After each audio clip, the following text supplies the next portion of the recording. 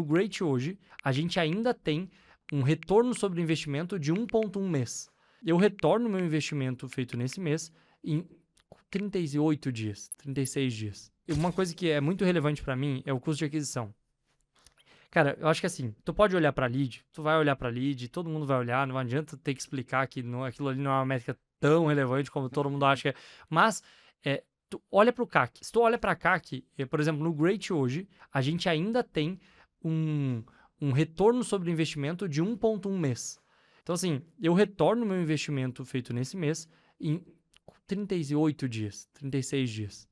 Entende? Pô, isso é muito bom, porque tu conseguir manter um custo de aquisição baixo pode significar para ti crescer muito mais rápido, porque o teu retorno de investimento é muito rápido, né?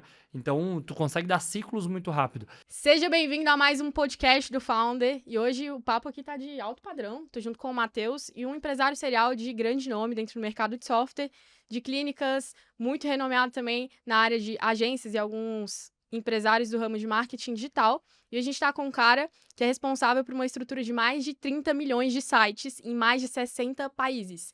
Ninguém menos, ninguém mais do que Alisson Zigulich. Aí, obrigado, gente. É um prazer estar aqui. Prazer estar aqui, poder dividir, conversar com vocês. Vai ser incrível o papo. Bora.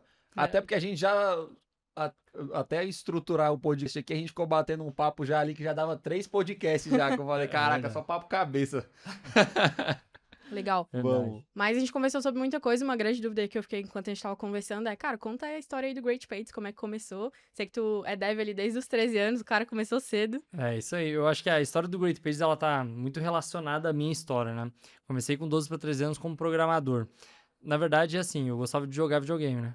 E aí tinha um jogo que era chamado de Mu. É um More RPG, né? E aí eu jogava aquele jogo, só que um dia eu conheci o dono do servidor que eu jogava. Aí ele falou assim, cara, eu tenho 900 usuários que me pagam R$14,90, ele falou pra mim. Na época, gente, assim, ó, na casa dos meus pais tinha uma regra que dizia assim, te dá aquilo tudo, a gente te dá aquilo que tu precisa e não aquilo que tu quer. O que significa?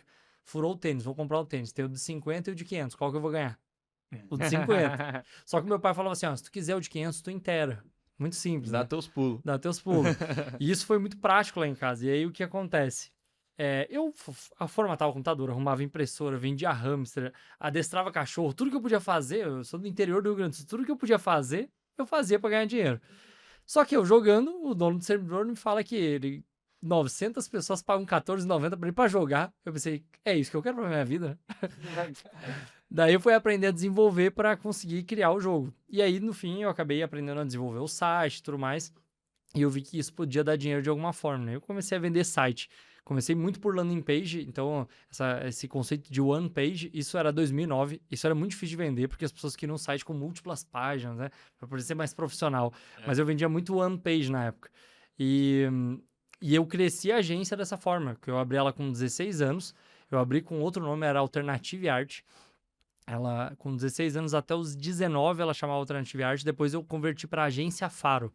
Aí nessa agência, aí que eu realmente aprendi a escalar nesse mercado. Demorei bastante tempo para alinhar as coisas. E aí, como que eu cresci muito? Vendendo produtos muito específicos. Eu vendia landing pages, principalmente para rede de parques, essas coisas. E gestão de mídias sociais, principalmente atrelada a gerir os comentários, né? Então, eu cresci basicamente assim. Quando eu saí de lá, eu fui por um tempo construindo outras empresas, participando de como sociedade em outras empresas. Só que logo que virou uma chave assim, poxa, não estou construindo nada para mim de novo, eu só comprava uma empresa, ficava um tempo dentro e saía. Aí me veio a ideia, poxa, e se eu voltasse a criar a landing page de alguma forma? Fiz um teste de mercado, que a gente pode até falar sobre isso depois, como é que eu testei para isso funcionar. Great Pages ganhou. Eu falei assim, poxa, é um mercado que eu conheço demais, né? Rodei um monte de landing page, um monte de mercado, então... E aí o Great Page surgiu justamente disso. Foi uma forma de eu conseguir pegar toda aquela bagagem e colocar aquilo como uma entrega mais facilitada para o meu cliente. E é isso, essa é a construção do Great Pages. E hoje vocês estão com um time ali, uma equipe de mais ou menos quantas pessoas? É um time muito enxuto, acho que tem 40 pessoas. Isso que é o massa de SaaS, né? Esse é o top da tecnologia. Esse é o Se massa. tu meter 40 pessoas na assessoria de marketing, tu não move nenhum barco. Exatamente. É um cenário diferente, cara. A gente tava Agora com um parceiro nosso lá em São Paulo, que tomei um susto. Eu fui perguntar, né, como é que tá a estrutura lá, o time, etc. Ele, tô com 80 pessoas. Eu falei, caramba, 80 pessoas? Porque o que a gente mais escuta aqui, pô, a gente atendeu já grandes softwares dentro do mercado, né? Pô, a galera faturava mais de 1 milhão mês e ia perguntar, como é que tá o time aí? Ah, tô com 20 pessoas. É o mais comum, né? É o mais comum, é incrível. E uma história engraçada do Great Pages é que no começo da Blue Ocean, eu queria contratar o Great Pages e não tinha dinheiro pra contratar, tu acredita? É mesmo, Ah, cara. o Alisson descobrindo agora. Cara, o Descobri Great agora. Pages, quem me apresentou foi o antigo sócio, que já foi sócio daqui, um sócio de Veste. Me apresentou, a gente devia estar faturando uns, sei lá, uns 20 mil mês, 30 mil mês, mas pra agência de marketing com a margem de lucro baixa, Cada centavo importa. cada É. centavo ali era... E Sim. aí ele me apresentou e eu falei, pô, velho, achei a estrutura bacana, mas na época eu falei, cara, por algum motivo... E o pior é que é caro, que não é caro, é muito acessível, pelo contrário. Mas na época eu falei, velho, não temos condição. E aí, o engraçado é que agora, né, tipo, sei lá, 3 anos desde então até a data de hoje, a gente, pô, estamos aqui sentando, batendo papo, a gente como cliente da Great Pages, a gente se conhecendo presencialmente. Então eu digo Legal isso, O né, cara? fator tempo, que né? o É mundo crucial. ele é pequeno, né? Tipo, É engraçado isso, é engraçado ter falado isso. Você não tinha me contado isso, mas é engraçado como as coisas se conectam assim no tempo, né? É. Isso é Muito bizarro. legal. Mais uma coisa que você comentou um pouco que eu queria que a gente se aprofundasse um pouco mais é sobre essa questão, né, de como que foi esse processo de lançamento do Great Pages. Boa. E queria que tu contasse também qual foi a maior pedra no meio do caminho. Boa, muito legal. O Great Pages ele foi criado de uma maneira muito simples, assim, porque o que eu pensei? Eu tava no mercado de treinamento, tava faturando bem, só que eu precisava construir coisas, né? Eu tava, em paralelo, eu tava dando treinamento presencial de gestão, marketing e vendas e participando como sócio de algumas empresas para escalar. Eu tinha um contrato que eu ficava 10 meses e saía. Só que o que aconteceu? Veio a pandemia, né? Daí veio a pandemia e eu falei assim, cara, eu quero ir pro mercado de software. Eu tinha construído alguns outros softwares anteriormente e eu entendia que eu precisava acertar muito bem produto e mercado e assim, eu vou fazer um teste, eu pensei, né? Aí o que eu fiz? Eu abri o Canvas lá, botei escrevi assim, ó, great e deixei sem nada. Daí eu fui procurar, pensar assim, o que eu posso fazer, né? Aí eu botei pages do lado. Aí eu abri mais uma folha, great pay. E os caras Great, pagam não sei o quê. milhão pra fazer o naming do negócio. Com a fonte de Roboto e os ícones do material design da Google. Eu só ia pegando os ícones, o que combina com esse nome, aí é tal coisa, pronto. Aí o que eu fiz? Eu criei uma página de vendas para cada um deles. Simplesmente peguei o logotipo, botei numa página e comecei a escrever. Só que a sacada foi a seguinte, eu escrevia olhando a cópia de todo mundo. Então eu olhava assim, o que o mercado tá vendendo? Então uma coisa que eu aprendi muito cedo que é analisar, muito focado nos critérios de avaliação do cliente, né? Então, por exemplo, um exemplo bem prático. A gente vamos comprar um sapato, entrando na loja de sapato. Sob que critérios que vocês vão avaliar se é esse sapato ou esse? Porque primeiro tu tem os critérios de avaliação do negócio, né? Quer dizer, eu entro nesse ou nesse negócio.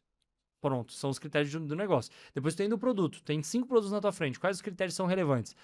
É marca, preço, cor, estilo, E conforto. cada cliente vai ter um critério, né? Só que aí que tá a sacada. Quando tu olha para um mercado ou para um produto específico ou serviço, tu vai identificar primeiro quais são os critérios que alguém pode utilizar.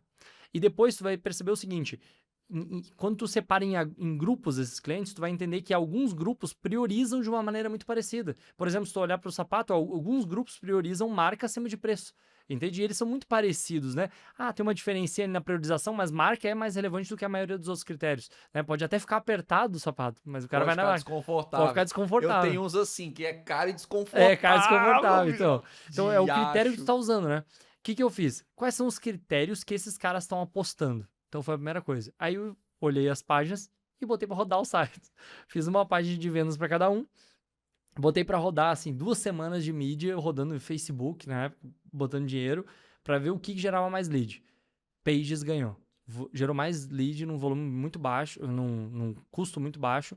Eu pensei, tá, é um mercado absurdo, né? Tipo assim, eu simplesmente estou optando por entrar no mercado mais concorrido. E talvez isso seja uma das maiores pedras que eu tinha naquela época. Eu pensava assim, cara, como é que ganhou isso? A gente tem grandes players no mercado que fazem isso, e dinheiro infinito, né?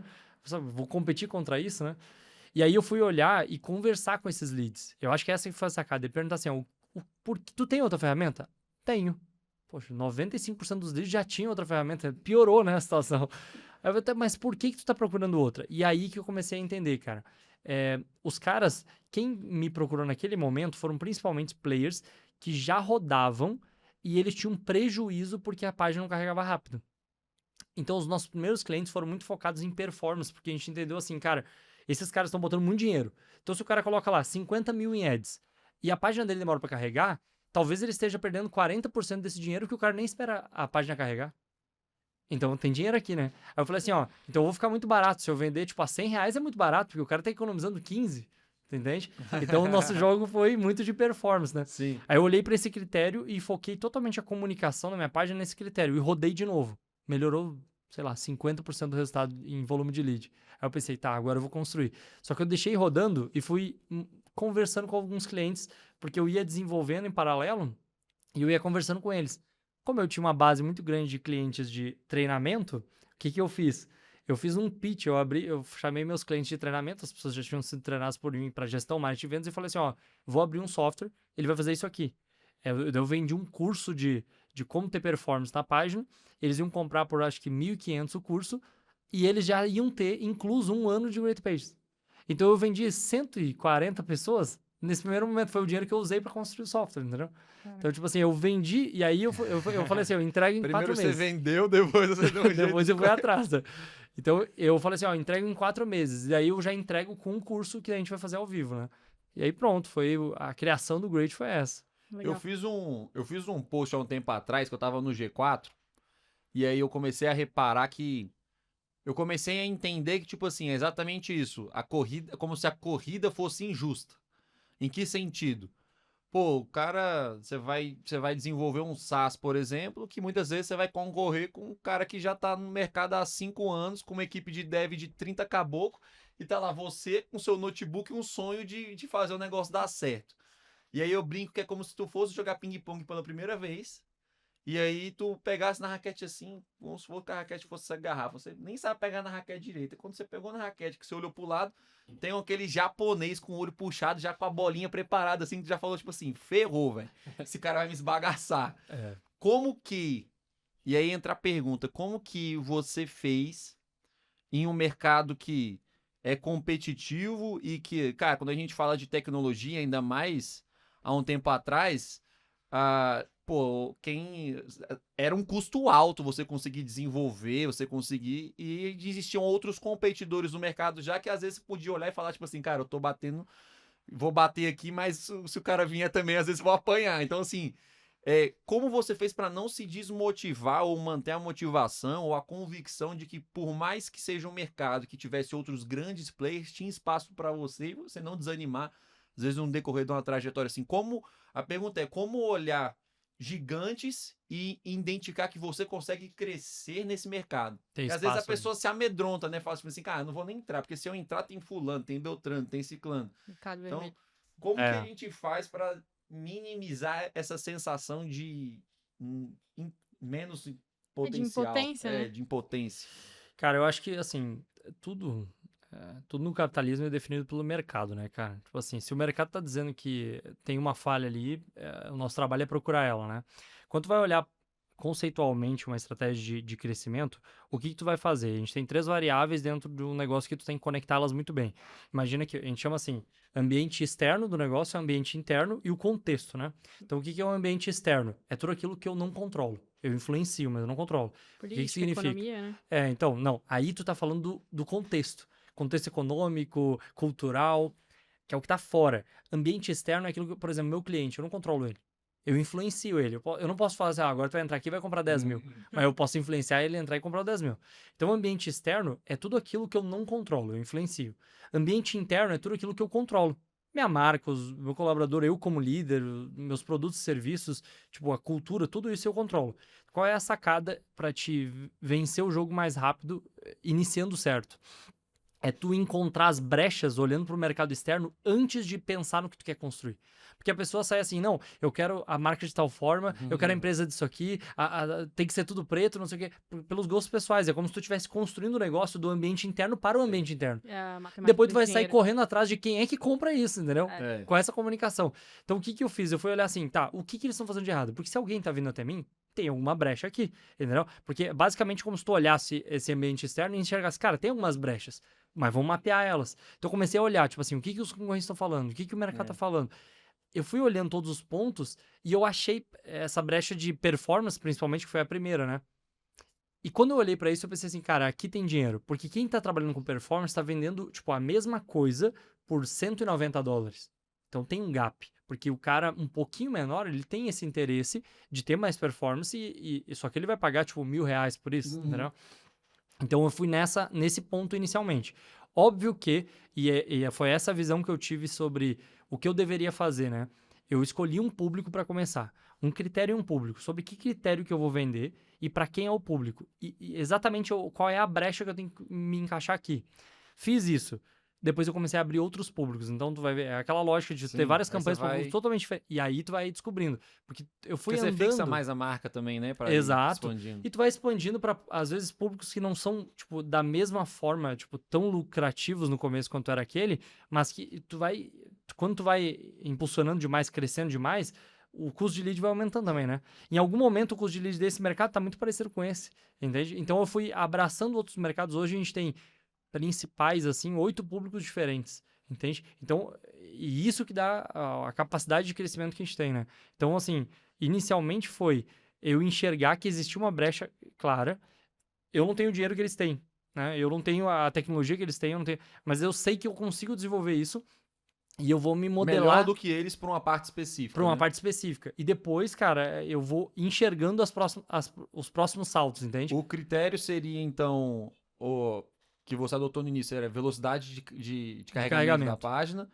E o público seria pessoas que já anunciavam e aí você Exatamente. pegou esse critério, esse público, falou, cara, eu tenho que desenvolver algo bom pra esses caras, e depois vai aumentando. Exato, porque depois, assim, é muito mais fácil tu ir da qualidade pra quantidade do que da quantidade pra qualidade, né?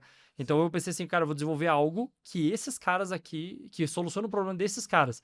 Depois eu vou mostrar essa importância pros menores, entendeu? Então o nosso trabalho no longo prazo foi tipo assim, cara, performance é importante. Existe um custo oculto aqui que tu não tá enxergando. Tu tá olhando pro valor do clique e o valor do lead, mas pô, tem uma taxa de conversão que tu não tá enxergando aqui. Então depois a gente educa, entendeu? Mas tem um cara que já sabe disso. Eu vou pegar esse cara que. Pegou o que já sabe. Sim. Até porque exatamente. você gasta menos dinheiro, porque educar custa, né? Inserir uma informação na mente de alguém custa dinheiro, né? Então é mais fácil pegar quem já tem aquilo na cabeça, né? Então é um gancho simples captura essa pessoa, né? Da outra não. A outra tu tem que gerar aquela dor, né? Antes. Né? Achei legal que. Eu acho muito engraçada essa história, porque assim, eu já tive uma hamburgueria. Depois que a Blow começou a dar certo e tudo mais, eu falei, cara, também vou começar a investir em outros negócios. Eu sempre gostei, assim, do ramo alimentício, mas... Aí eu abri a hamburgueria, e o engraçado é que o hambúrguer que eu mais gostava era o que menos vendia. E eu ficava de cara, porque o que mais vendia era o hambúrguer que eu odiava. Eu olhava para aquele hambúrguer, era um hambúrguer com pimenta jalapeña, que eu falei, que diabo é isso? Quando o meu sócio, que era o cara que desenvolveu o cardápio, fez esse hambúrguer, eu falei, essa merda não vai vender. Porque eu comia, eu odiei. E era o que mais vendia. E aí eu acredito que foi uma virada de chave e uma sacada que você teve, e é exatamente o que você falou, você pensou no cliente e criou o produto. Você não criou o produto e depois procurou um cliente. Procurar um cliente, que aquilo se né? encaixa, né? É isso aí. Então você Mas, cara, tu tem identificou um uma dor poder. real. Tu tem um poder, cara, porque a maioria das pessoas não vão saber identificar qual que vai vender mais. Tu consegue. Só dar na tua mão e falar assim, esse aqui eu não gostei. Bom, esse aqui é bom, né?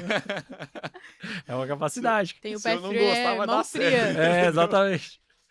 Cara, mas Boa. infelizmente é um erro muito escalado dentro do mercado de software, né? Muitos softwares que o cara teve uma ideia e aí ele se fascinou com a ideia dele, criou um Exato. produto que não resolve uma dor latente de mercado e ele fica pra sempre frustrado porque não vende.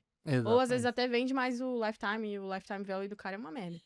E justamente por isso, porque não resolve uma dor de E o problema mercado. também é porque o empresário, por ser egocêntrico, ele não quer acreditar que o que ele fez não tá bom. Né? Exatamente. Tipo assim, pô, eu criei o hambúrguer que eu mais gostava era o que menos vendia. Eu não queria tirar ele do cardápio. Eu falava, não, ele tem que vender, mas o cara não vai vender, mano. Tira o que você gosta, não vende. E eu, tipo assim, não, bota aí, faz promoção, vai dar certo. Isso aqui, a galera não vendia. Então E nesse decorrer dessa tua trajetória, tem algo que tu se arrepende, que tu faria diferente se tu fosse começar, sei lá, um SaaS do zero hoje? Tem algo, se você fosse não precisa nem ser a própria Great Pages, mas se você fosse iniciar algo do zero hoje, tem algo que você fez no passado que tu faria diferente?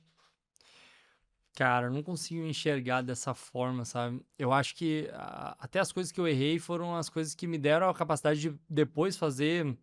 eh, Aquilo era utilizado em outra área, entendeu? Porque assim, como eu vim do mercado mais tradicional, eu tentei aplicar muita lógica do mercado tradicional no SaaS. E não funcionou tão bem, entendeu? Mas funcionava no outro cenário. E quando eu fui para ali, aquilo ali não era exatamente o que deveria ter sido feito. Mas, por exemplo, uma das coisas que eu sinto, eu podia ter escalado mais rápido no começo. Entende? Eu podia ter colocado mais energia. Mas na época eu tinha uma visão assim, cara. E eu não tinha um furo, um churn tão grande, entendeu? Mas eu acreditava que, olha, eu preciso arrumar isso aqui no produto. E eu acho que muita gente erra nisso, cara. Tu fica lá, não, é porque tu quer desenvolver. Porque tu tem uma visão de um produto que tu quer entregar, sabe? E às vezes nem é o que o cliente quer, sabe? Uma das coisas que mudou muito minha opinião com isso foi botar a rede de ideias lá. A gente usa, tipo, um sistema de rede de ideias que a galera vota no que vai ser desenvolvido. Cara, eu te juro, assim, eu não tinha aquela visão. A minha visão de produto era Quem muito vota? diferente. Que galera vota? A equipe interna ou o cliente? O cliente. Então o cliente volta e, assim, coisas que ganharam eu achava que era tipo, nossa, isso aqui é muito inútil, entende? E as coisas que eu achava que Essa eram realmente sacada é boa, hein, relevantes. aí, ó, pro cara dono de SaaS, essa sacada é boa. É boa, é boa. A Quem gente tem as usa o melhores respostas sempre o Frill.co, cliente. Frill chama, Frill. Cara, a melhor ferramenta que tem. Tu consegue ver exatamente, ele te dá uma matriz de Porque às vezes priorização o do cara tem desenvolvimento. muitas ideias de features novas e aí ele vai no feeling dele, né? Exatamente. E a ideia aí é justamente essa, jogar pro cliente a E bola. eu perdi muito tempo de escalar no começo porque eu queria fazer Do o teu produto que eu tava na minha cabeça. Então eu não vou colocar dinheiro agora porque é um custo de oportunidade. Porque daqui um pouquinho, quando o produto estiver perfeito, o meu churn vai ser menor e eu tenho um custo de oportunidade menor. Só que eu perdi muito tempo, entende? Eu podia ter, sei lá, eu podia ter crescido, tipo assim, 3, 4 vezes mais rápido no começo e era um time muito importante pra Great, sabe? Eu acho que a única coisa que eu me arrependeria Sim. é isso. É que eu não coloquei energia da onde eu deveria ter colocado. Isso é bem difícil, né? Tem até uma matriz que a galera usa bastante, que é de relevância e impacto, né? Pra desenvolvimento de software. E é exatamente isso, é você entender... E é bizarro isso, a visão do cliente pra qualquer coisa. E tanto é que planejamento estratégico, a primeira linha é o que teu cliente pensa sobre o Sim. mercado ou o que você faz. Isso é maravilhoso. E uma coisa assim que, cara, inevitável não comentar, e eu queria muito ouvir tua perspectiva aí a longo prazo e também dentro desse próximo ano de 2026, sobre o advento da AI dentro do mercado de software. Uhum. A gente, assim, ó, na Great a gente demorou até pra reagir a isso. Não que a gente não queria reagir, mas a gente queria entender o que ia acontecer, sabe? Porque o ponto pra mim era assim, isso vai revolucionar o mercado a ponto de eu e os meus concorrentes que existíamos antes, né? A gente deixar de existir ou a gente vai participar da revolução, entendeu? Quer dizer, eu crio algo do zero para esse novo mundo ou eu uso isso aqui? Essa era uma pergunta que eu tinha. Porque o que começou a nascer? Todos esses caras de, tipo, Lovable, todos esses caras que, pô, tu dá um prompt e faz. Só que tu tem as desvantagens disso, entende? E é isso que eu queria entender, assim, ó, até onde isso vai. A gente ficou desenvolvendo tecnologia interna, testando coisas, e tanto é que o que a gente está lançando agora é justamente o que a gente enxerga que vai facilitar ainda mais a vida, mas vai continuar dando os outros benefícios que a gente tem, que é de performance, é de tu poder editar com um clique também. Então, quer dizer, que tu não vai ter nos outros, né? Então, assim, pegar as nossas vantagens e incrementar isso. Eu acho que tem muito que acontecer ainda. É impossível chutar, a gente conversou rapidamente sobre isso, eu acho que é impossível tu ter uma visão hoje do que vai acontecer nos próximos 2 anos. É difícil mesmo. Uma visão, Não tem como. uma visão que, né, a galera chuta muito é que vai desvalorizar muito o mercado, que vai cair bastante valuation dos softwares. Você vê um pouco por esse cenário ou você acredita que traz mais visibilidade, cresce um pouco o segmento? Eu acho que tudo que tu derruba tipo, a parede, assim... Barreira de entrada. A barreira de entrada, assim, matura mais rápido, entende? Então, assim, todos os mercados que a barreira de entrada caiu, maturou mais rápido. E o que aconteceu no fim? Que basicamente quem era muito bom e estava entregando mais valor ficou muito grande, entendeu? Porque aquilo se tornou mais comum e mais normal, né? Então eu acho que assim, mas a gente não tem como saber se isso vai se repetir porque simplesmente pode inovar um nível que a gente não tá esperando, né? Porque é aquilo, um lança uma coisa, outro lança outra, depois alguém junta essas duas coisas. Daí simplesmente tudo que a gente tava competindo, o mercado nem existe mais, entendeu? Então a questão é essa, tipo assim, Ela dominou tudo. se vai maturar, é ótimo. Tô pronto pra isso, a gente tá pronto pra evoluir nesse sentido. E vai ser muito bom, porque vai ter 2 ou 3 players que vão talvez revolucionar isso. E vão mudar de posição, né? Agora, a questão é se esse mercado vai existir da forma que ele existe hoje. Entendeu? É isso que não tem como chutar. Talvez a gente vá lá e desenvolva a melhor solução para ajudar o cara a desenvolver página. E aí tem uma coisa que eu tenho falado muito dentro das empresas que eu participo, é assim, cara, a gente não tem que ajudar o cara em nada. Acabou a era de ajudar as pessoas em alguma coisa. Tu tem que fazer por elas. Entendeu? Porque quem vai durar no mercado de tipo assim, é funil, é página, não sei o que, é Instagram. Quem vai durar nesse mercado não é quem tá ajudando o cara a fazer. É quem vai fazer por ele. Entendeu? Porque o Great, a gente tem que parar de ser o cara que tá ajudando e ser o cara que faz. Entende? Porque CRM, qualquer coisa, tá acontecendo isso. Pô, ninguém mais quer passar pela curva de aprendizado, botar o cara a treinar, não sei o quê. Tem todo um processo, o cara quer que faça automático, entende? Eu vejo esse CRM sendo lançado da galera dar um play e os cardzinhos ficam se mexendo automático porque a IA tá atendendo 50 pessoas ao mesmo tempo, entende? Sim. E eu tô vendo. E assim, por mais que a gente não veja em volume dando certo, eu conheço 1 ou 2 cases que é inacreditável. Entende? Que o cara tem, tipo, tá atendendo 80 pessoas ao mesmo tempo no mesmo segundo. E as coisas funcionam. Então, assim, não tem como saber, né? Agora, eu torço para que o mercado, pelo menos eu não desenvolva uma coisa para um mercado que não vai existir, né? Porque eu vou desenvolver o melhor para este mercado. Esse é o nosso trabalho hoje. Fala assim, a gente quer resolver esse problema. Mas esse mercado vai existir dessa forma? Não, nos próximos 3 anos, não tem nem como chutar isso. Porque as previsões que eu ouvi há 6 meses atrás, que aconteceriam em 3 anos, aconteceram agora já. Uhum. Foi bem rápido. Foi muito rápido. Então é muito difícil chutar. Bacana. E, Alisson, só recapitula pra galera que tá assistindo, que às vezes a pessoa não te conhece, tá te conhecendo agora no podcast. Eu acredito que a introdução da Karina falou só um pouco do que realmente você é. Explica um pouco mais pra galera sobre o Great Pages, na verdade, acredito que foi a sua vaca leiteira, né? Que foi a base, um né? dos primeiros negócios ali que tracionou e tal, e que te fez ser o que você é hoje. E como você está inserido nesse meio de tecnologia? Boa. Então, eu comecei muito pelo mercado de treinamento, como eu falei, e depois eu fui para o Great Pages. Ele que me deu a visão de tecnologia de verdade, né? Quando a Great deu certo, eu entendi assim, que eu precisava de produtos que dessem tração. Por quê? Porque eu queria ter outras coisas dentro do SaaS, né, de tecnologia.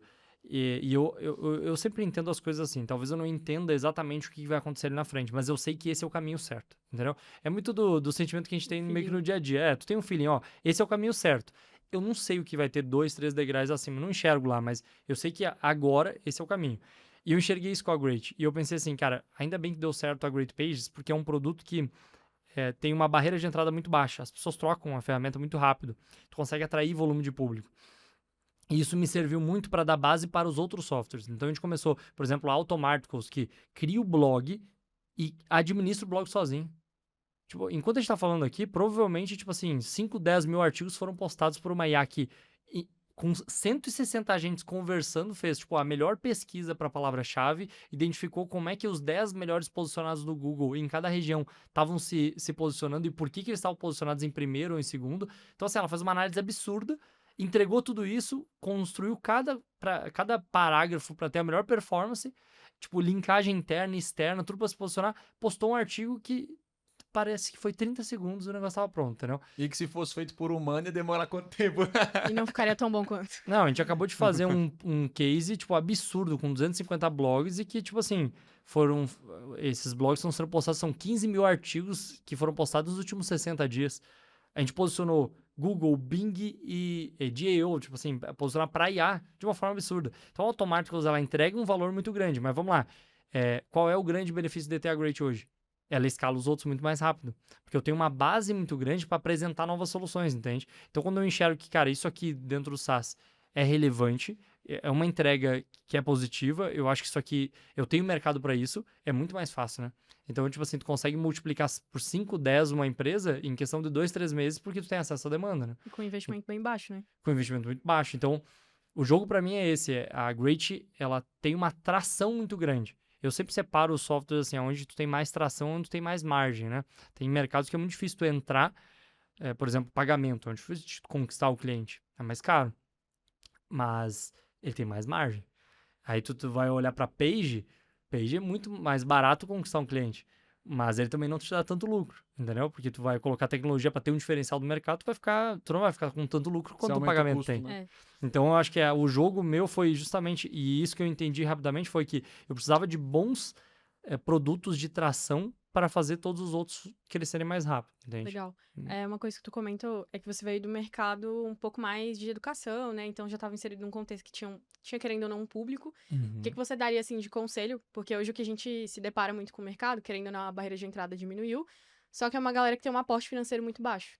Então, o que tu diria, assim, de conselho para esse cara que às vezes não tem um público fechado, uma audiência ali esperando por um produto, e ele precisa só, cara, descobrir uma dor no mercado, mas eu preciso investir de alguma forma, eu preciso colocar para mercado. O que tu diria para esse cara? Se o cara já tem a solução desenvolvida, tipo assim, o dinheiro de verdade já não tá sendo investido, né? Porque tu gastaria muito na tecnologia, né? Então hoje tu meio que essa barreira quase rompida, né? Se tu tem isso, cara, o primeiro passo, na verdade, pra mim, antes de desenvolver mesmo, né? É testar, é saber se tem mercado. É tu chegar no cliente, entendeu? Pra mim, assim, a demanda vem primeiro, entende? Então, por exemplo, eu fui montar um centro de eventos em Alphaville, em São Paulo, né?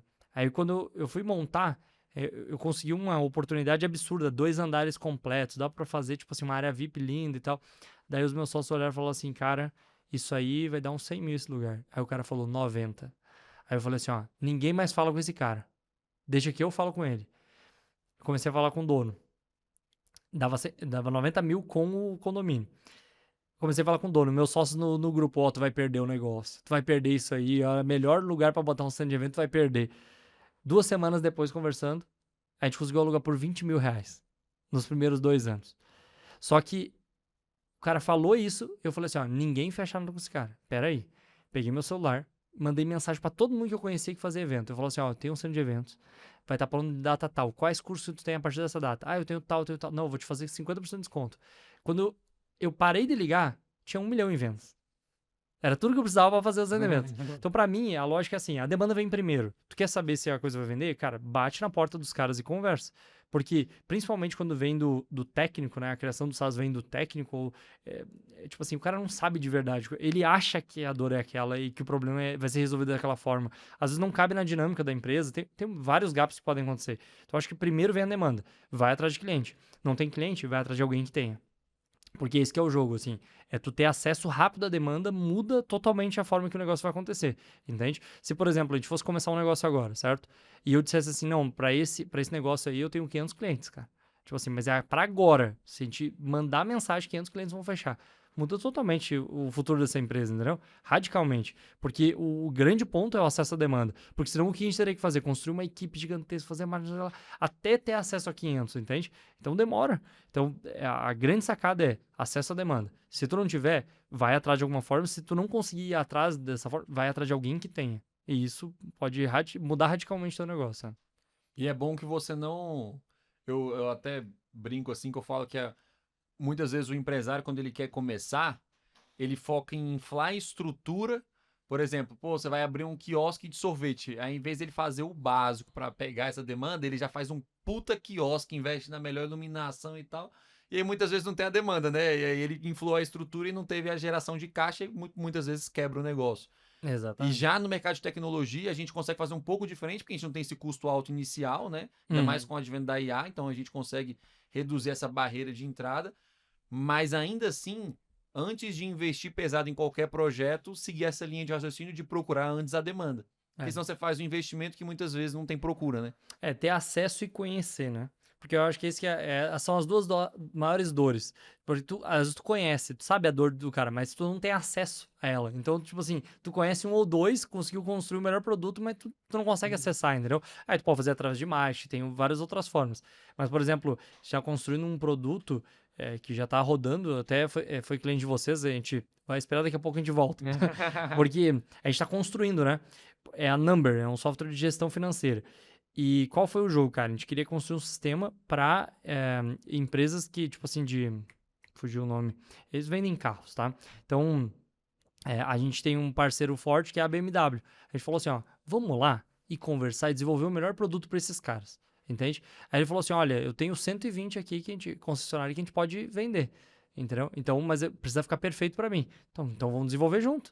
Então, tipo assim, vem para cá, vamos uma vez por semana eu vou te mostrar o que... Porque eu quero solucionar teu problema, entendeu? Então todo mundo tem alguém, por exemplo, normalmente quando tu vai desenvolver alguma coisa, tu tem pelo menos, tu não vai desenvolver algo que tu não tem nenhuma informação sobre aquilo. Então pelo menos tu tem alguém perto que tem aquela dor. Sim. Por que não chama esse cara uma vez por semana e vai lá e, cara, ó, se eu fizer assim, facilita a tua vida ou dificulta? Ah, não, facilita. Isso aqui. Porque isso muda todo o jogo. A gente vai estar desenvolvendo junto com um cara que, qual é o benefício dele? Eu tô desenvolvendo a melhor solução pro cenário dele. Sim. Entendeu? Só que eu tô desenvolvendo isso e eu vou poder replicar isso, entende? Então, tu ter alguém que tem muito conhecimento e depois tu ter acesso a essa demanda, às vezes através até da mesma pessoa, né? É a melhor sacada possível. É o que acelera e faz o jogo mudar muito rápido, né? Tendo a demanda, né? E eu falo muito que o empresário de sucesso é aquele cara que tá perto do cliente. Tanto que mês passado eu liguei para uns 40 clientes. E aí, periodicamente, eu faço esse contato. Por quê? E eu fiz exatamente isso. Eu faço perguntas para, de fato, melhorar a prestação. Então, eu liguei no cara e falei, cara, aqui é o Matheus, sou o CEO da Blue Ocean. A gente ainda não... A maioria eu nem conheço, porque a gente também tem bastante cliente, então eu não vou conhecer um a um, mas eu ligo. Aí pergunto... Obviamente, também não vou perguntar do SaaS do cara, porque senão o cara fala, pô, sou teu cliente, tu não sabe, eu pergunto pro squad. O cara me dá um briefing de como é que tá o projeto, de como é que tá o squad, eu ligo no cara e aí falo, pô, e aí, como é que tá o SaaS e tal, como é que tá a prestação de serviço, o cara me dá um feedback. Aí com esse feedback a gente vai pegando pontos de melhoria para melhorar a entrega. E eu faço uma pergunta que é matadora. Eu falo assim, cara, tá, o que eu não te entrego hoje que você gostaria que eu te entregasse? E aí o cara me fala, pô, isso aqui, pô, aquilo lá, pô, um account em grupo com os clientes, pô, isso, aquilo. Aí eu vou lá, coleto várias, né, e depois eu faço uma pesquisa mesmo, que eu poderia até delegar, pedir para uma pessoa ligar e fazer, mas não teria um impacto. Mas não teria um impacto e eu gosto de eu mesmo ouvir a voz do cara e a forma que ele fala, porque também é bom a gente mesmo ter essa proximidade ali de saber exatamente o que o cara tá sentindo. Tu interpretar realmente qual é a dor real que ele tá te apresentando e não só a solução que ele tá te dando. Sim. E filtrar, né, cara? Porque vai vir tudo, né? Vai vir de tudo. Vai vir de tudo. E, Alisson, uma pergunta para você. Vamos lá, você falou que se você fosse analisar uma startup ali que está iniciando, você começaria primeiro em focar na demanda e depois, de fato, na construção de um produto. Qual KPI você analisaria em um SaaS que já está rodando? Por exemplo, já tem um SaaS lá com 200 mil de recorrência, 100 mil reais. Vamos botar um de 100 mil, que é um ainda que está começando ali na... Legal. Pô, o cara já fatura 100 mil por mês. Se você fosse olhar, sei lá, 4 KPIs ou as métricas principais do negócio, o que você falaria para o dono de SaaS que está nos ouvindo aqui e falar, cara, presta atenção nessas métricas aqui porque elas são importantes. Assim, para onde você olharia? Muito boa pergunta. Eu costumo dizer assim, cara, sempre que tu toma uma decisão num negócio, olhando só para um critério, só para um indicador, tu tá tomando decisão errada. Mesmo que dê certo. Porque às vezes vai dar sorte de dar certo, né? Tu tá olhando uma coisa e tá funcionando. Então, assim, E aí depende do que tu tem de visão para esse negócio. Porque alguns SaaS faturando 100 mil, era tudo que eles queriam desde o começo, né? Sim. Então esse cara, ele tá olhando às vezes tá para ter margem, entendeu? Ele tá buscando margem naquele momento, enquanto o outro cara com 100 mil tá falando assim, pô, a gente nem começou ainda, entende? Então depende muito da visão do dono, mas assim, se eu quisesse crescer esse negócio, tô em 100 mil, quero crescer. Alguns pontos são relevantes para mim. Churn é um dos pontos. Passar desse valor com churn alto, cara, vai se tornar inviável em algum momento. Porque, cara, quanto mais tu crescer, mais difícil vai ser tu manter aquelas médias, as taxas de crescimento, né? Pô, no primeiro ano, num bom SaaS, tu consegue manter, às vezes, por exemplo, no Great, a gente manteve 25%, 35% ao mês de crescimento, entende? Isso é inviável em algum momento, não vai ser mais viável. Tu vai crescer, a gente hoje luta para crescer 6,6, 6,7, porque a gente quer dobrar, entende? Então, assim, olhar para churn é muito relevante. A cada ciclo, a cada 2, 3 ciclos que tu faz de crescimento, de botar energia em crescer, tu vai ter que olhar radicalmente pro churn, porque alguma coisa que tu fez nos últimos ciclos de crescimento vai atrapalhar. Nem que seja o tipo de cliente que tu atraiu. Tu cresceu. Quando tu vai olhar assim, cara, o churn 6 meses atrás era outro. Mas é óbvio, alguma coisa que tu fez no meio aqui, tu alterou o público, alguma coisinha, destruiu o churn de novo. Eu olharia pro churn primeiro. Porque se tu tentar ultrapassar, a dor é absurda, cara. Porque às vezes o cara chega ali, tu vai chegar no cara, o cara tá com um churn de 15%. entende? E aí, para ele crescer 5%, ele já tem que botar, tipo, 5 a mais, entende? Então, para ele crescer 5%, ele vai ter que botar 20% de crescimento para crescer. Então, assim, ele vai crescer muito Sim. pouco e mesmo com uma capacidade muito grande, Mesmo entende? colocando bastante cliente, Mesmo, às vezes, e não, né? e tu tá botando grana, custo de oportunidade, tá? Então tu tem que descobrir o motivo do teu churn, entende? Esse é um ponto. Às vezes é público, às vezes é uma coisa que tá faltando, às vezes é relacionamento, entende? Por exemplo, quando tu falou agora de tu ligar pro teu cliente, eu falo assim, cara, imagina que o que a gente tá falando aqui é basicamente assim, a coisa mais humana que eu poderia fazer é o que dá certo, sabe? Então assim, o cara não quer ligar pro cliente dele e falar e ouvir o cliente dele, entende? Então o cara já começa errado aí. Então, é entender por que tá acontecendo o churn. Olhou para isso, uma coisa que é muito relevante para mim é o custo de aquisição.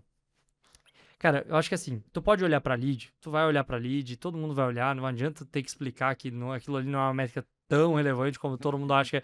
Mas, tu olha para o CAC. Mesmo que tu olhe isso aqui, até porque assim, tem mercados que é engraçado isso, tem mercados que o lead mais caro é o lead que converte, entendeu? Então, quando o lead fica barato, o cara fala assim, ó, por que esse lead está saindo esse preço? Então, assim, é engraçado, porque em alguns mercados isso é diferente, né? Mas, se tu olha pra CAC, por exemplo, no Great hoje, a gente ainda tem um retorno sobre o investimento de 1,1 mês. Então, quer dizer, cara, 1,2 eu acho que tá agora. Então, assim, eu retorno meu investimento feito nesse mês em 38 dias, 36 dias. Entende? Pô, isso é muito bom, porque tu conseguir manter um custo de aquisição baixo pode significar para ti crescer muito mais rápido, porque o teu retorno de investimento é Mais muito rápido. muito rápido, né? Então, tu consegue dar ciclos muito rápido. Agora, isso é uma realidade para todo mundo? Óbvio que não. Vai ter cara que vai ter um retorno sobre investimento em 4 meses, porque depende do mercado, depende do tipo de público, tem muitas variáveis aí. Só que tu tem que identificar isso e jogar a partir dessas regras. Você falou assim, se tu entender teu churn, entender teu CAC, a partir daqui é matemática. Porque óbvio que tu não vai dar simplesmente, tá, eu entendi, agora eu vou dobrar o investimento. Não, tu vai dar um tiro no pé, porque tu vai explodir todos os teus custos, né? Mas tu tem que ir aumentando rapidamente, olhando e mantendo um olhar sobre esses números. Se os juros vai ficar em 0,3. Aí eu te pergunto, tu consegue gerar mais do que 0,3 de milhão por mês? Ah, eu consigo? Então pronto, Então vale a pena. então vale a pena. Então tu capitaliza e cresce muito rápido. Então tu consegue fazer isso em ciclos e acelerar muito, entende? Mas se tu não estiver olhando para pelo menos 3, 4 indicadores ali que vão te dar a segurança de que aquilo tá acontecendo ainda, que tu não tá errando a mão, que tu não tá buscando um público totalmente diferente, que o teu marketing não tá focando no custo do lead mais barato e daí estourando teu custo de aquisição porque ele tá achando que tá certo. Sim. Se tu não estiver olhando para essas coisas, assim, é um tiro no pé. E aqui na Blue Ocean, a gente bate muito nisso. E eu até brinco porque o Antônio, que é um dos nossos sócios também aqui, ele é o diretor comercial e ele que faz nossas campanhas até hoje. Ele que toca. E aí a gente foi substituir o Antônio e colocou um outro gestor para tocar a campanha. Primeira coisa que o gestor fez foi desabilitar as campanhas que estavam com CPL alto e focar em injetar dinheiro nas que estavam com CPL baixo. Foi o pior mês de venda da Blue Ocean. Só lead desqualificado e a galera doida. Eu falei, vixe, velho, Antônio volta, Antônio voltou, aí ajeitou as campanhas e o negócio voltou a andar. E a gente brinca muito aqui, porque a gente tem treinamento semanal com a equipe. E aí com os gestores, eu sempre falo, a gente sempre bate, cara, a principal métrica que você tem que avaliar não é CPL, por mais que seja de fato uma métrica a ser avaliada, mas é isso, é o CAC. Como alguns clientes a gente não consegue metrificar o CAC, porque alguns não vão usar um CRM, não quer dispor esses dados ou alguma coisa do tipo, a gente vai muito no MQL, que é o custo por lead qualificado. Aí a gente pega esses filtros qualificatórios e aí aqui a gente, tanto que todos os relatórios que a gente apresenta tem que ter o número de MQLs e o custo por MQL, que pelo menos até aqui, tipo assim, dá pra gente traquear 100% sem depender de um traqueamento comercial. Porque eu acho que assim, é tão difícil isso, porque o CAC, tu não pode olhar só pro marketing, né? Então ele é uma métrica que tu olha o ciclo inteiro, né? Tipo assim, até o momento do fechamento, ou seja, vai ter a maioria vai ter algum comercial e tal. Então tu tem que olhar e esses caras têm que jogar junto. Sim. Porque se eles jogarem separado, um vai estar olhando, o comercial vai estar cobrando mais lead.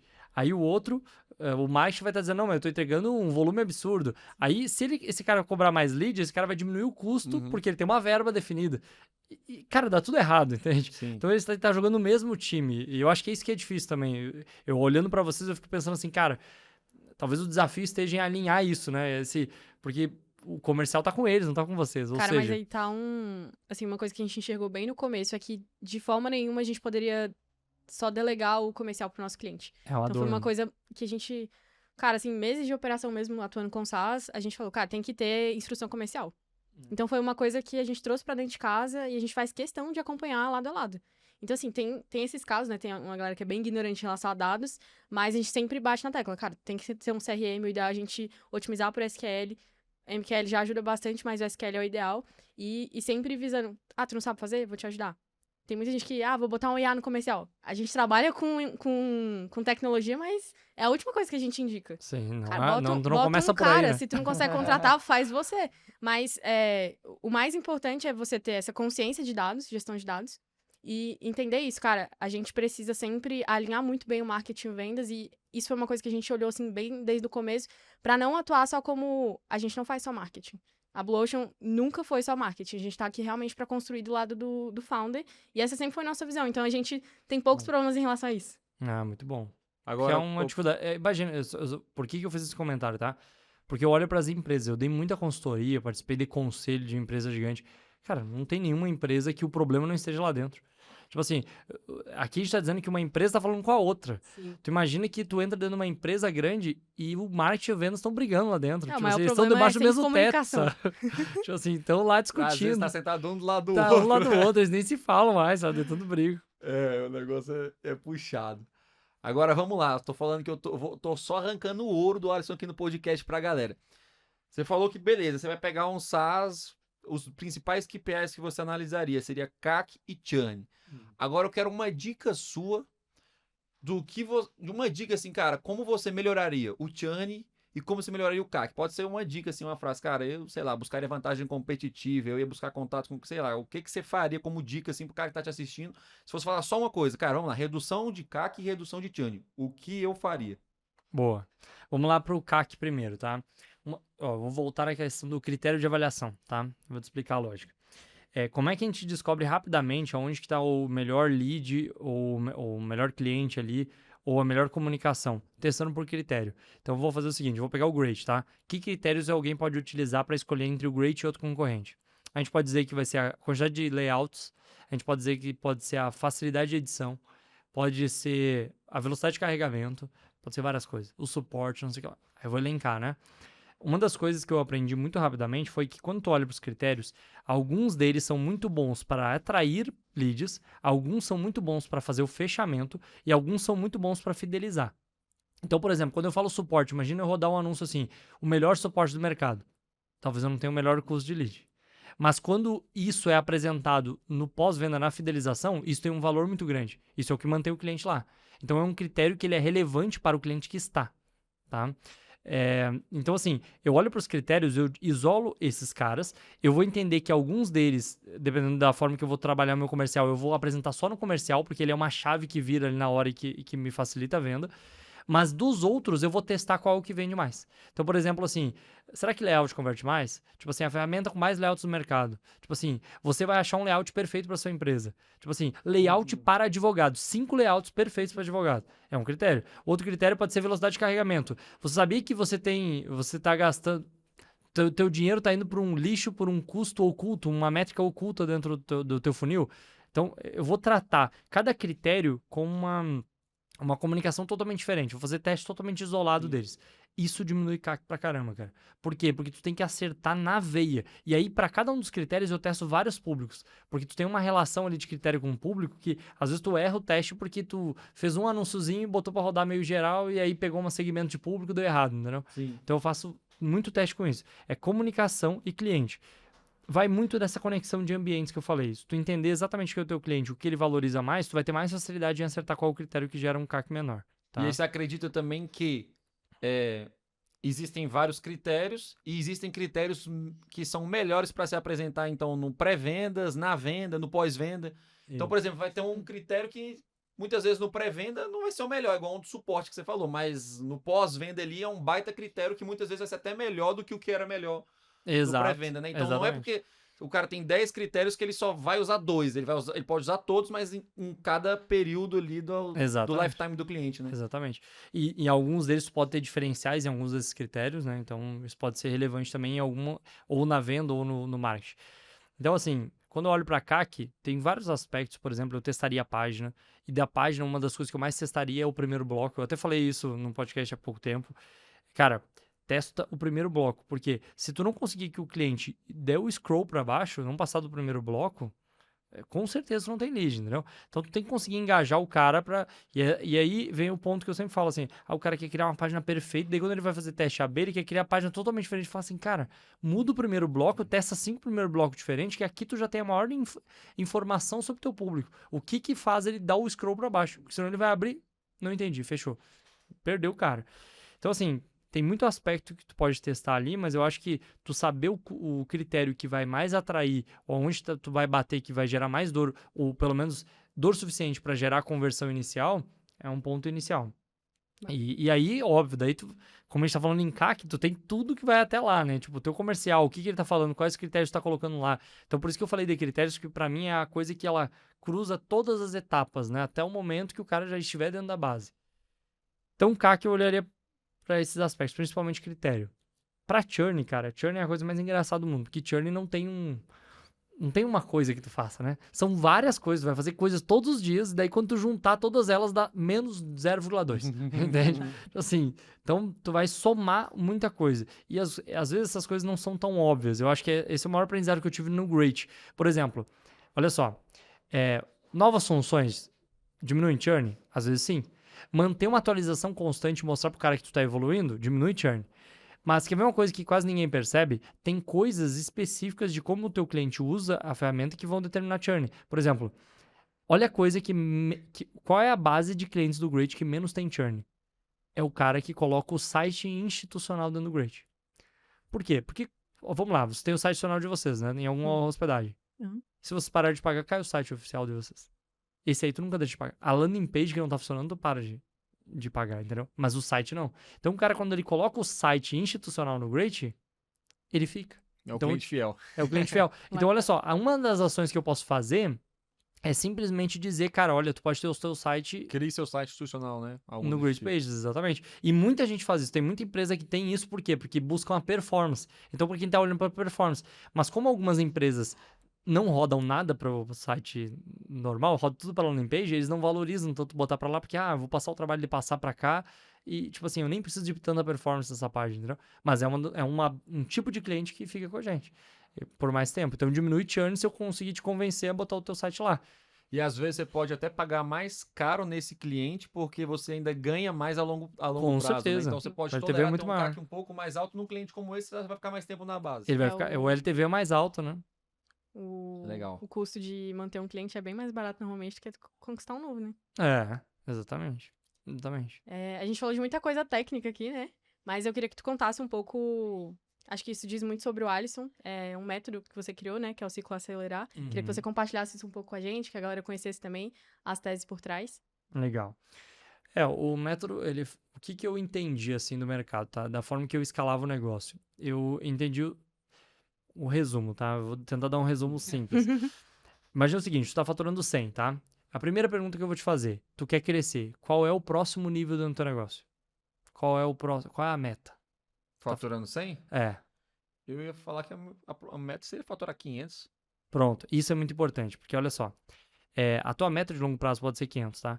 Mas a tua meta, o que eu aprendi a fazer, que me facilitou a minha vida, é fazer ciclos menores. Então, em vez de eu pensar num ciclo de 6 meses, 1 ano, e aí eu colocaria uma meta muito mais... Eu penso assim, meu ciclo é 3 meses. Em 3 meses, qual é a meta? Talvez seja 200.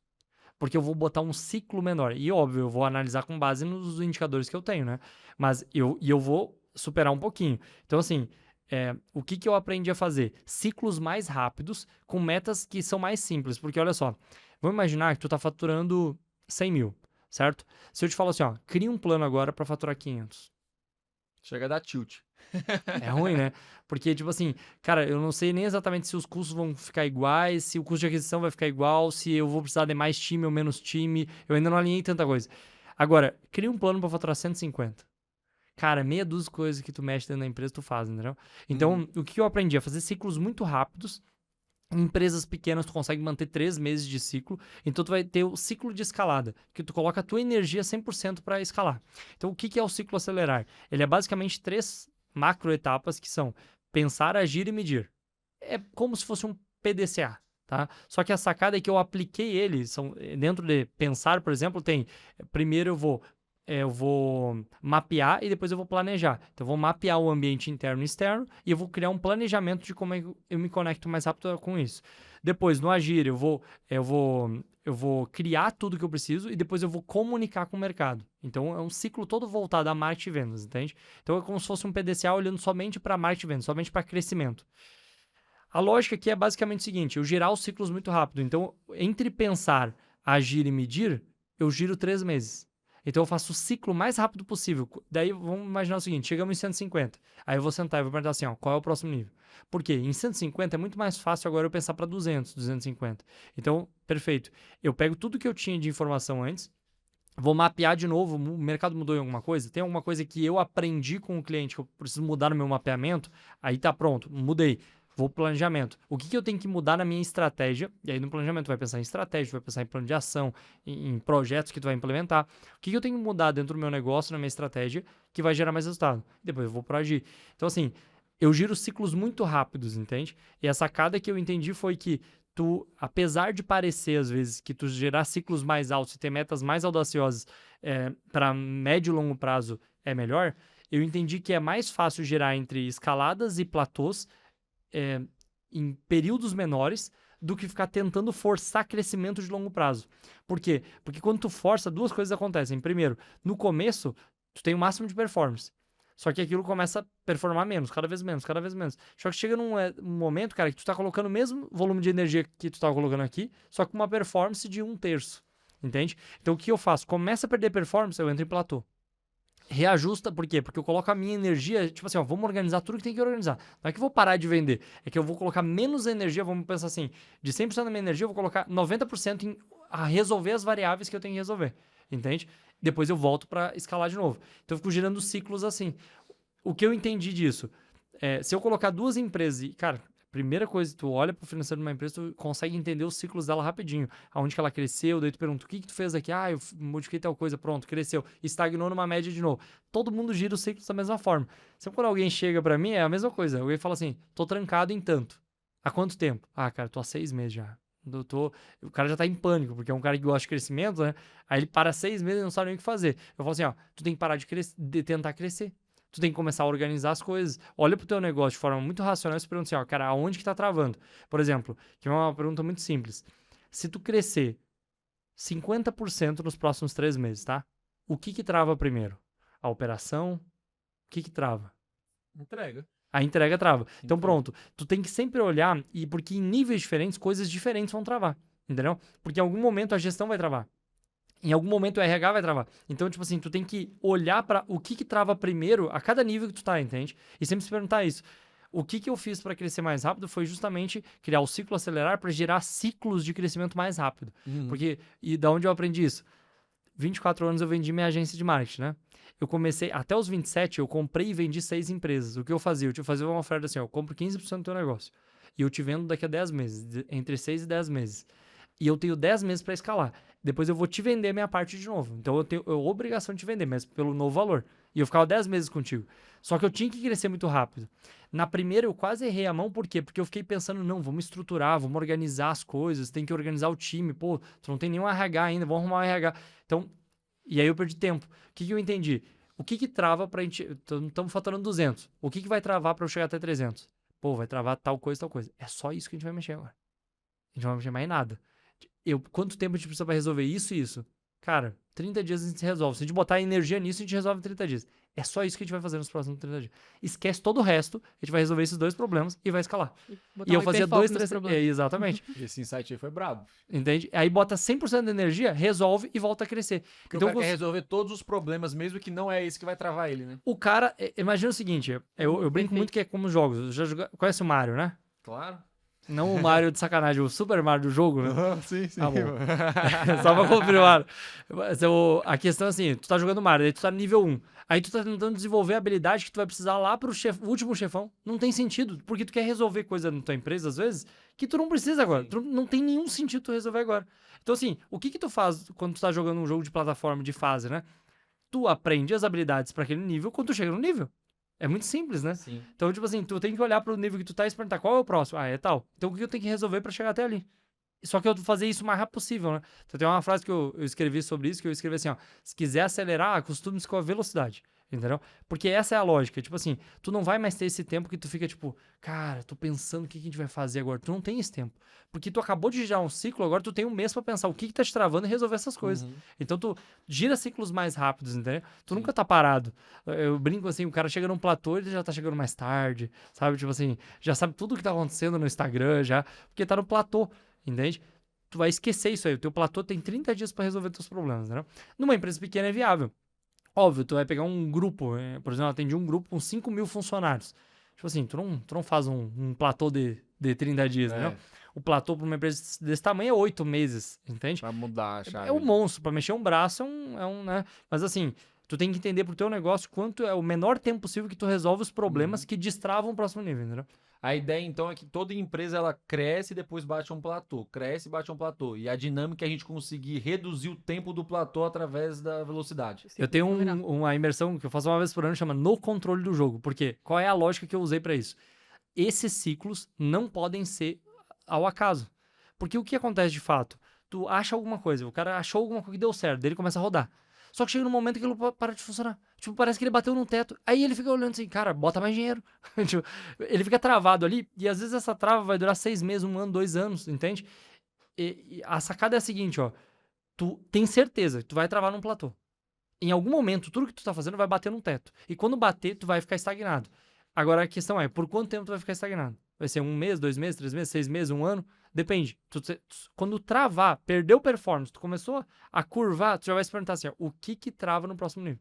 O que que tá fazendo eu parar de ganhar performance, entendeu? E aí tu vai resolver só isso. Daí eu falo assim, conhecimento sob demanda, projetos sob demanda, tudo sob demanda. Não tem que fazer coisas de próximo nível, tem que resolver problema agora. Se sobrar tempo, tu faz uma coisa que é pro próximo nível, porque tu já sabe que, isso aqui vai trancar depois. Vai sobrar um tempinho, eu vou fazendo isso em paralelo. Mas tu foca nas coisas que vão resolver o problema de agora. Muito bom. Até porque o É, da hora. empresário tem uma cacetada de problema para resolver, né?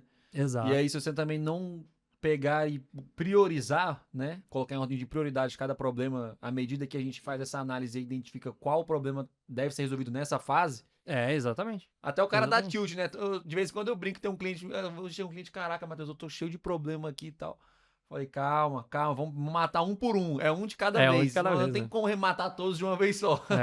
E o primeiro Vai. passo é esse, cara, ter clareza de quais são os problemas.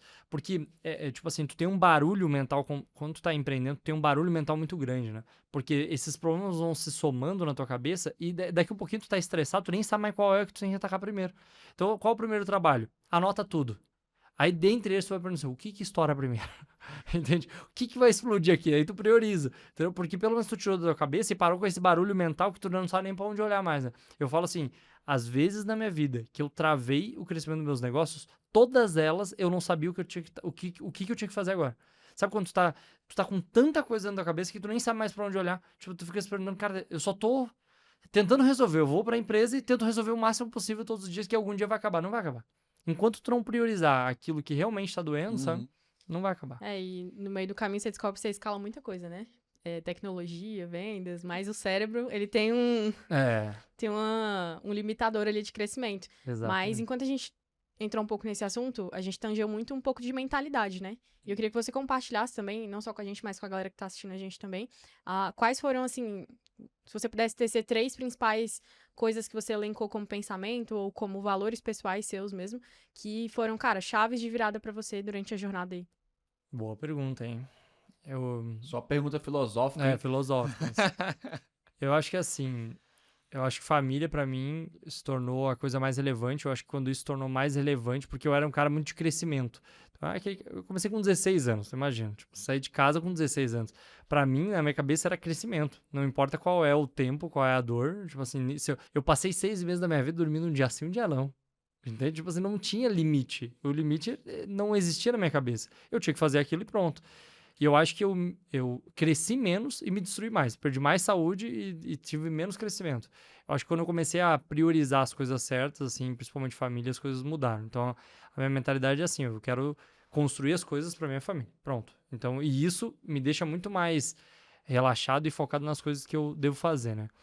Eu acho que outra coisa de mudança de mentalidade, assim, que eu vejo, é que eu acho que a ansiedade que a gente tem pelo sucesso, assim, ela é muito maior quando tu tá... Porque, assim, dependendo de como tu pensa, tu vai chegar no sucesso e ainda tu vai querer mais, entende? Só que quando tu tá no zero, do 0 pro 1, isso dói muito mais, entendeu? Porque eu conheço muito cara que é bilionário e que, tipo assim, não parou. Continua com fome, mas não tá ansioso e estressado todos os dias, entendeu? Quando tu tá do 0 pro 1, tu tá muito mais ansioso e estressado, entende? Eu acho que eu aprender a controlar isso foi uma das coisas mais relevantes, assim, na minha cabeça, é tratar as coisas como elas são realmente, sabe? Porque a gente vai assimilando muita coisa e empilhando muito problema e coisa, e quando vê, tu nem sabe mais porque tu tá estressado, entende? E a tomada de decisão foi muito importante, porque eu tive muito problema de saúde por causa disso, né? Chegou um momento que eu falei assim, cara, nada mais vai me estressar. Tipo assim, não importa o que aconteça, pode explodir o servidor, eu vou ficar tranquilo, porque isso não vai me afetar mais. E isso deixou a minha cabeça muito mais tranquila pra pensar, porque o estresse era tão grande, é como você pensa num computador, e tu tem lá, tipo assim, 100% de processamento. Imagina que em algum momento tu tá tão cansado, tão estressado, com tanta coisa pra resolver, que 70% desse processamento tá com barulho mental. Um monte de coisa que pode acontecer e que tu tá ansioso e que não sei o que, e que o mundo tá mudando, e tu tem 30% pra trabalhar. Tipo assim, então tu tá se desgastando ao máximo com coisas que não estão te gerando resultado. Então separar isso na minha cabeça foi muito importante, assim, de, cara, qual o pior cenário? O que é o pior coisa que pode acontecer? E tentar controlar isso, porque eu era extremamente ansioso, extremamente ansioso. Acho que é uma parte da mentalidade que eu mudei bastante. Agora, uma das coisas que eu sempre tive, e talvez essa é a última pra gente finalizar, que eu sempre tive muita clareza, é que eu deveria estar com as pessoas certas, entende? Tanto é que, assim, talvez foi a coisa que mais me alavancou na vida. É conhecer e me dedicar às relações certas, entende? Então, hoje eu tenho muitas amizades, eu tenho muita gente que tá comigo em todas as empresas, e eu acho que a construção foi um relacionamento. Eu me dediquei realmente a ter relacionamentos bons. Não só, eu acho que vocês têm a mesma visão, assim, de ter relação com as pessoas que estão trabalhando juntos, colaboradores, toda a galera, mas escolher realmente que isso é uma coisa relevante pra minha vida, sabe? Tipo, porque senão a gente, de novo, volta a ficar trabalhando na frente de uma mesa e na frente do computador e pronto, né? Mas eu sempre tornei isso muito relevante pra mim. Eu sempre cuidei muito das pessoas.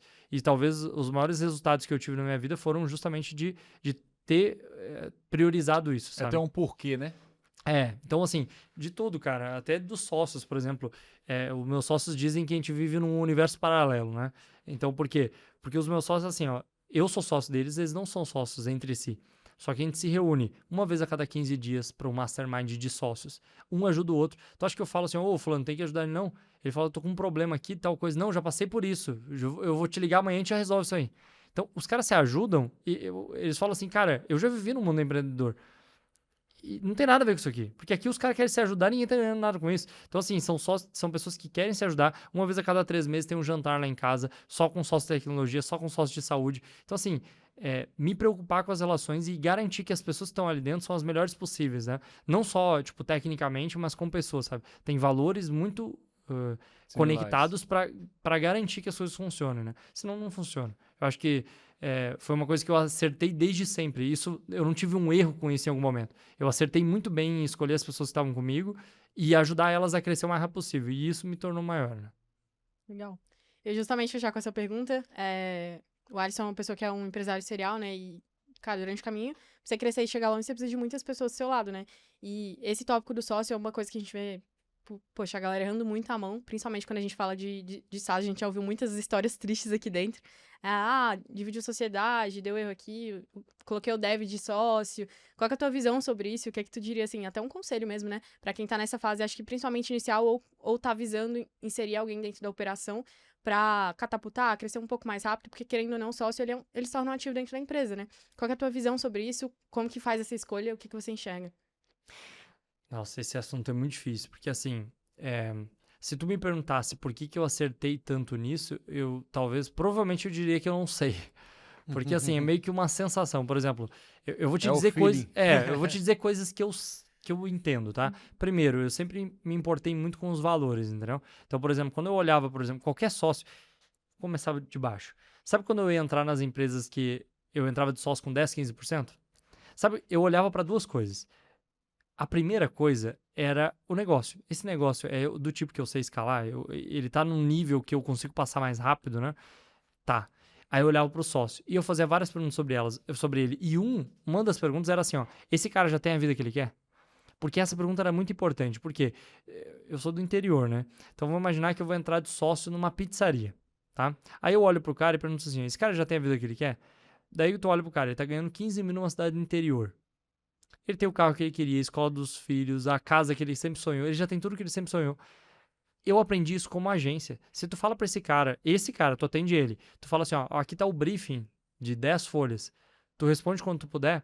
Quando o cara tá nesse nível de, tipo assim, já alcancei o que eu queria, daqui a um mês tu vai ligar pra ele vai dizer assim, e essa semana mesmo eu ia fazer. Quando o cara tá com as costas na parede, tá ferrado. Tipo assim, ele tá muito distante do que ele quer conquistar, tu vai passar o briefing, ele vai virar à noite, 5 horas da manhã vai estar no teu WhatsApp lá, o briefing respondido, ele vai te perguntar qual é o próximo passo, entendeu? Então, eu fazia várias perguntas sobre a pessoa, e assim, os valores estão alinhados, porque não importa, cara, pode ser o melhor cara técnico, se não tiver alinhado em valor, as coisas vão dar errado. Em algum momento vai dar errado. Isso vai aparecer em algum momento. E provavelmente, se der certo, vai ser pior ainda. Tipo assim, vai ser 10 vezes o problema amplificado. Então, assim, me perguntar sobre valores, me perguntar sobre o que ele quer conquistar, se está alinhado com o que eu quero conquistar. Ajudar ele a treinar, tipo assim, estar perto foi o que funcionou muito bem. E realmente me importar com a pessoa, porque eu acho que esse é um erro, assim, ó. O cara quer que o outro cara esteja conectado, o sócio, a sociedade, esteja conectada com ele e esteja... Mas ele não alinha isso, ele não fica constantemente alinhando, porque é contínuo, né? Não tem, vamos alinhar aqui, vamos montar uma sociedade, daqui a 2 anos a gente se vê de novo. Não, pô. A cada semana a gente tem que estar conversando, tem que estar se ajudando, sabe? Então é manter um alinhamento e garantir que tu esteja, e dentro de ti, tu esteja realmente preocupado que essa pessoa esteja fazendo as coisas certas, e, sabe? E que esteja tendo resultado também, né? Porque se eu tiver resultado e tu não tiver, vai dar errado. Se eu me desenvolver e tu não se desenvolver, vai dar errado. A gente vai pensar diferente, entende? E as coisas não vão funcionar tão bem. Então, eu acho que assim, foi muito feeling, mas essas questões eu tenho certeza que eu sempre avaliei, entende? Boa. Acredito que isso é, cara, um crivo tanto para a parte de contratação, mas quando a gente fala de sociedade pesa bastante. Mas é um erro muito básico, assim, né? A galera visa muito a técnica, fulano é bom em isso, naquilo. Mas quando a gente fala de convivência, né? Você tá falando de empresa, você vai construir junto, pegar na mão do cara e caminhar, é comportamento. É como que ele enxerga a vida. Exatamente. Sabe que eu tenho um parênteses? Eu tenho uma técnica muito simples. As pessoas dão sinais. É impossível as pessoas não dar sinais sobre os seus valores, sobre como elas pensam em uma semana, tá? Então, mesmo que ela se esforce muito, em uma história vai vazar uma informação. Então, é assim, as pessoas são assim. O que eu faço? Eu não entro na empresa direto. Eu falo assim, ó, vamos ser sócio? Vamos. Então, eu vou fazer o seguinte, ó, eu não vou entrar na sociedade agora. A gente vai começar a fazer e eu vou te ajudar a fazer, tá? Daqui a 3 meses eu entro. E eu não tenho nenhum contrato contigo. E eu ajudo 100%. Eu vou fazer tudo o que eu tenho que fazer pra te crescer. Considerando que eu sou teu sócio já. Na minha cabeça, eu tô considerando. Só que daqui a 3 meses eu vou decidir ser você mesmo. E tu pode ter resultado, cara. Daqui a 3 meses eu vou dizer assim, ó, não faz sentido pra mim. Por quê? Porque em 3 meses, cara, tu vai aprender mais sobre essa pessoa do que tu imagina. Primeiro, ela faz as coisas que tem que fazer. Tipo assim, que história que ela tá contando, que sinais que ela me deu até agora, entendeu? Em 3 meses, daqui um pouco, em 3 meses, tu vai dizer assim, cara, nem faz mais sentido pra mim. Fala assim, ainda bem que tu pensou isso, cara. Por quê? Se o cara tiver resultado demais nesses 3 meses, que já aconteceu várias vezes, nunca eu tive o erro de entrar numa empresa assim. Mas o cara teve resultado demais. E ele disse assim, cara, tava pensando melhor, agora não faz sentido mais. Por quê? Agora ele já teve o benefício de me ter como sócio, entendeu? E isso vai dizer muito mais sobre ele do que qualquer outra coisa vai dizer. Porque agora que tu não precisa mais de mim, agora é o que eu quero ver, entendeu? Porque eu já te gerei o resultado e eu já te ensinei parte do processo. E tu já teve o resultado. Se tu, nesse momento, decidir que tu não quer eu como sócio, é a melhor coisa que eu podia ter descoberto sobre ti. Sim. E eu não teria descoberto se eu tivesse entrado de sócio desde o começo. Entende? Então eu não entro nas empresas direto. Teve uma empresa que eu fiquei 1 ano. Ajudei em tudo. Os caras cresceram 8 vezes. E eu só entrei depois de 1 ano. Quando eu falei assim, ó, cara, vamos fazer o contrato? Ele falou assim, agora. Eu tava preocupado até, quando que tu ia entrar? Porque é o tipo de pessoa, entendeu? Porque eu conheço muita gente, cara, e eu já vi, e eu nem cheguei perto, mas que eu tenho certeza, se tivesse crescido tanto quanto ele em 1 ano, e 1 ano depois eu falasse de contrato, o cara já ia pelo menos tentar me diminuir. Não, é tipo assim, não vai entrar com a mesma porcentagem também, né? Vamos diminuir. Ele ia tentar algum negócio ali, sabe? Tu vai saber se o cara é real, é leal, assim, e, tipo assim, tem palavra nesse momento. Porque ele cresceu já. Ou seja, ele já tem parte do que ele queria de ti, né? Boa. Então passa um recado Olha pra câmera aqui, passa o recado final do podcast aí, Edson, depois dessa chuva de conteúdo que a gente teve aqui, tentando trazer o mais granfino ali dessa parte mesmo de conhecimento para pro pessoal de SaaS, pra galera, seja o cara que tá começando o sistema, o cara que já tem um sistema consolidado. Então aqui no nosso podcast de Founder para Founder, a ideia é justamente essa, a gente trazer pessoas que passam pelo que tu tá passando aí, que sentem isso na pele, porque hoje a gente vê muito guru na internet que fala o que não vive, né? É. Então, pra gente finalizar aqui, passa um recado ali do que você. Se você. Eu gosto muito do Mário Cortella. E ele fala assim, cara, se eu fosse. Se eu morresse, eu escreveria no meu túmulo assim, dos Mários o melhor. Era a frase dele. Então, se você fosse deixar uma frase ali, um recado pra audiência, que fosse a frase que você deixaria de olho na câmera, pode soltar aí a pedrada. Boa. Eu acho que assim, a gente tá falando com galera de SaaS, né? Eu acho que a maior coisa que tu vai fazer na tua vida, independente se estiver dando certo hoje ou não, é continuar. Por um motivo, cara. Não existe nada no mundo que desenvolva mais uma pessoa do que empreender. Entende? Se eu aprendi, tipo, a me relacionar, a gerenciar as pessoas, a fazer gestão, a marketing, vendas, financeiro, conta, se eu aprendi tudo isso foi porque eu tive desafios, entende? E tu só vai aprender e se desenvolver tanto e desenvolver a mentalidade que tu precisa se tu passar por isso. A gente vive um mundo e que a IA e essas tecnologias estão tomando tudo, entende? E o que vai sobrar são as pessoas que realmente são acima da média, entendeu? E ninguém se torna acima da média fazendo qualquer coisa. Mas empreendendo, eu tenho certeza que a maioria das pessoas que eu conheço que são muito acima da média, pelo menos em algum momento da vida empreenderam, entende? Porque isso vai te obrigar a se desenvolver de uma maneira que nada mais no mundo vai fazer tu se desenvolver. Top. Galera, a gente chegou ao final de mais um podcast. Se você gostou desse episódio, aperta no joinha aqui embaixo que a gente vai entender que foi um papo que fez sentido pra você, que foi um conteúdo que te agregou. E a gente vai estar sempre visando trazer mais pessoas dentro do nosso contexto, que é SaaS, marketing, vendas, tecnologia, gestão. Gente que vive na pele aquilo que a gente passa todos os dias. Que não sai só da minha boca ou do Matheus ou daquilo que a gente viveu por experiência dentro da Blue Ocean, mas necessariamente dentro do mercado de tecnologia. Então, compartilha aí também com outro founder que você sabe que talvez faça sentido esse conteúdo pra ele. E a gente se vê na próxima. Bora, e se você não se inscrever no canal, você é maluco. Valeu.